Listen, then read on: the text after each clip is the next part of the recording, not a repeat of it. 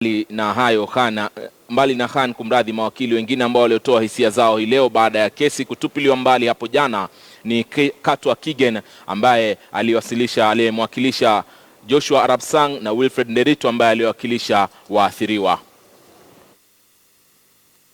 The problems that we have been banging on about, not because we like the sound of our own voices, but because we believe it to be true, is an absolute failure of investigation.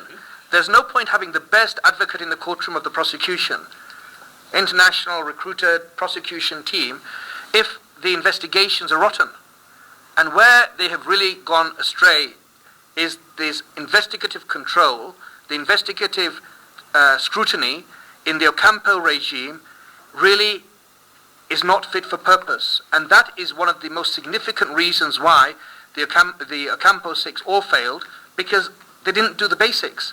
If you don't follow the evidence, you're not going to get to the right people. If you start with the people and presume that they're guilty, of course, if justice is worth its paper, it'll end in termination of proceedings. As I say, for Mr. Sang, we are very aggrieved because, in fact, it is true that the judges agreed with us that the witnesses were lying, that they were dishonest, that they were opportunists, that they were mendacious, as Mr. Karima said, and that word is used by Justice Fremer.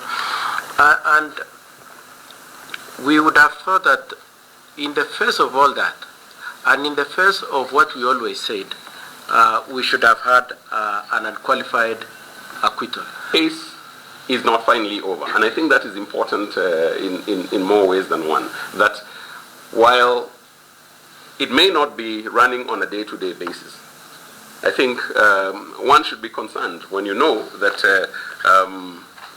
there is no decision that now gives you complete clarity wherever you may be going throughout the world, that there is a possibility that you can be prosecuted. Kwingineko, ingawa hatua ya kufutiliwa mbali kwa kesi ambayo iliyomkumba Naibu wa Rais William Ruto pamoja na mwanahabari Joshua Arap Sang imepokelewa kwa hisia mseto, chama cha JAP kimepokea uamuzi wa mahakama ya ICC kwa furaha. Hizi ni kauli za baadhi ya wanachama wa JAP. The Deputy President has been a strong believer in justice, and he kept his strong belief in God. The "let us go to Hague, don't be vague" slogan is a strong vindication of his resoluteness and belief in his innocence and the pursuit of the rule of law.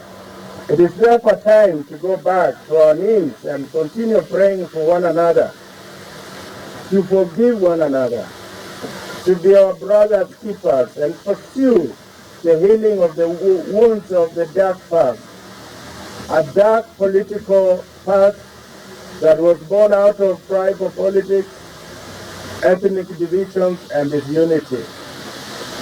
A past which we Kenyans